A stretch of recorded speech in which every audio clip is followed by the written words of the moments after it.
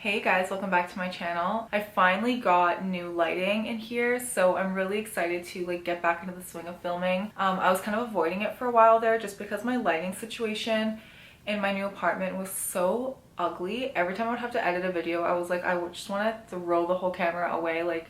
I hated how it was looking. So I was just waiting to get new lighting. I was doing some research on which ones I thought would suit me best. And I was looking for ones that are really easy to store because I don't have a whole ton of space here. It's definitely not perfect. I hate the shadow situation, so I know I need some backdrop lighting, and this is not where I feel like I'm going to be filming most of the time. But for today's video, it's just going to have to do because the Summer Grow Challenge has finally ended, and I really wanted to share my results with you guys, give you some of my thoughts on how the challenge went. Also, the 6-month mark of my haircut is approaching very quickly. I got my hair cut on March 17th and it's almost September 17th now, which is crazy how fast the last 6 months have gone and how much has happened since I cut my hair. But I really wanted to give you guys a little update on my hair growth, what's been really working for me, some of my thoughts on the whole growing out process, and answer just a few of the really frequently asked questions I get in regards to the whole haircut situation. So let's just get into the video. So first, I think I'll just give you guys a quick update on the Summer Growth Challenge and how I thought it went for me. So I did take photos throughout the entire challenge to document my growth, as this year, when I first moved here, I didn't get any of my stuff that we moved with until almost a month and a half later. So when we started the challenge, I unfortunately didn't have my measuring tape, so I didn't measure my hair this time. So I figured this time I would just do progress photos each month, which I kind of prefer because it's really nice to see the difference and I don't get so stressed out about a number. So most of you already know this, but the Summer Growth Challenge started on May 1st and it goes all the way until September 1st. You can do the challenges really at any time. It doesn't have to just be summer or winter, so if you wanted to start it now, feel free to do so, or if you've been doing the challenge and you want to continue it into the next few months, you can totally do that. It's up to you. So just a quick recap on this challenge. It consisted of using the inversion method at least 1 week each month, or using a scalp treatment and massage instead of using the inversion method. So I did the inversion method every single month except for July. I like to do the inversion method in the 3rd week of the month-ish because that's just when it works best for me, around my period cycle.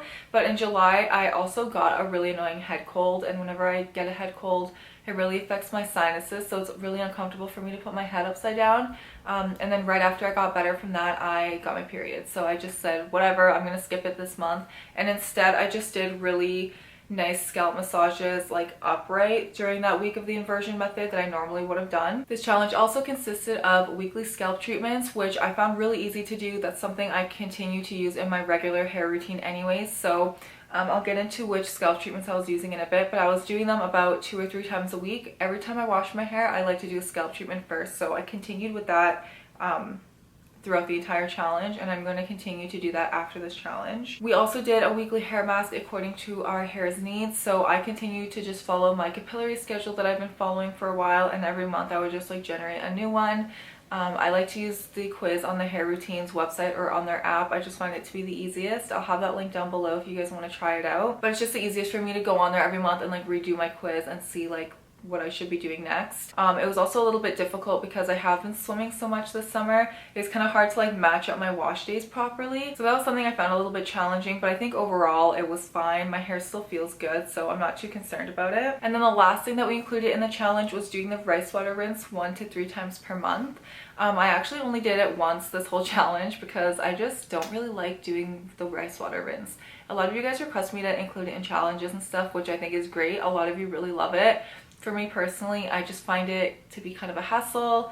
It doesn't always make my hair feel great. It kind of makes my hair feel brittle sometimes, which is totally normal, especially if you have lower porosity hair like I do. So I just didn't really do it. I did it the one time when I filmed the video for you guys, and I think I actually did it one more time a few weeks later, so I did it twice. So I'm gonna just show you guys my before picture from when the challenge first started compared to my after photo. So this first picture was for the start of the challenge on May 1st, and this last photo is gonna be the end of the challenge, so for September 1st. Overall, I'm really happy with my results. It's harder to quantify them because again, I didn't measure my hair, but I kind of like that I didn't have pressure or feel like I needed to meet a certain amount of inches per month or half inches per month or whatever it was that I was doing before.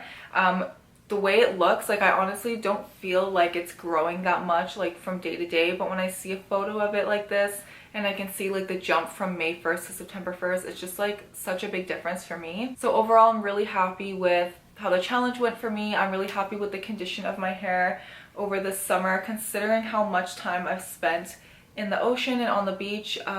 And that tells me that the routine I've been following has been working really well for me. So I'm going to continue following that routine. So as for the update since my haircut, a lot of you have been asking if I regret it yet, if I have any regrets, if I wish I didn't cut it. And no, I have absolutely no regrets about cutting my hair. It was something I really wanted to do for a while, and I'm really happy I did it. I actually really love this length on me. I think it looks really good. It's really easy to manage and style. Over this summer, with how much I've been swimming, it's just been so much easier to handle than when my hair was really long and I go to the beach. Obviously, I feel like that just goes without saying though. I do miss my long hair though some days, and I am growing it back out. That's something I get asked a lot, is whether I'm gonna grow it back out or if I want to keep it at this length.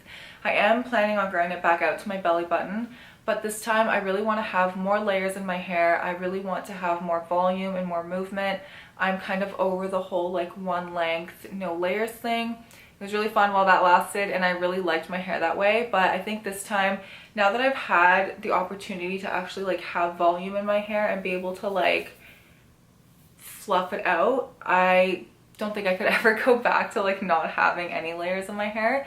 And I thought I was going to be getting a trim in September, like around my birthday after the challenge, but the ends of my hair are still in really good condition. So I think I'm going to skip the trim for now, maybe wait a few more months. What I am going to do though is add some more layers into my hair. I want to get my curtain bangs like re-blended and add like another layer to my hair so that I can get some of that volume back. In terms of what's been really working for me with my hair growth, I think the number one thing that's made the biggest difference is doing consistent scalp treatments and scalp massages.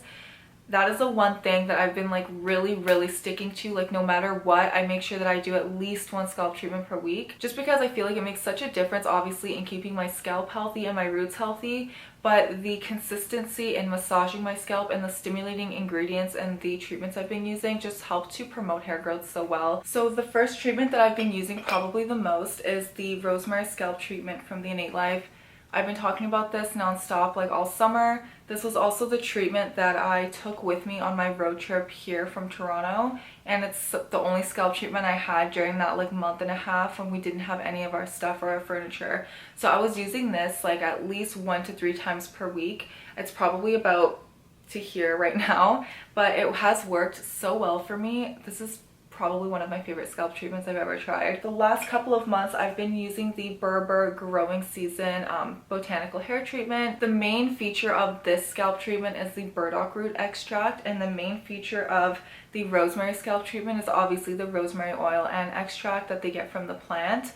So they are a little bit different in that way. Some of the other ingredients are similar, but it really just depends on what I'm feeling. I usually just alternate. Like if I use this one on my last wash, I'll use this one on my next wash. This one I also really like to use on the rest of my hair and on my ends. So a lot of the time if I need to do an all over oil treatment, I'll just use this. And maybe sometimes I'll mix it with like another one if I really feel extra or something. So I want to insert just some side-by-sides of what my hair looked like when I first got it cut versus now. You guys can see that it has grown quite a bit. Like my armpits are right here, and it goes like pretty much right into my armpit now, which is really awesome. I think when I first got it cut, it was like just below my collarbone. So, and I think it'll be reaching bra strap length like before the new year, which is really exciting. I just really care that my hair remains healthy, and that I like how it looks as it's growing out. I have like so much fun with my hair right now, and I've just been really loving it at every stage, and I'm really happy that I went through with the haircut. Like I really don't regret it at all. But those are all the updates I have, you guys. I really hope you enjoyed this video. I'm sorry that it was kind of like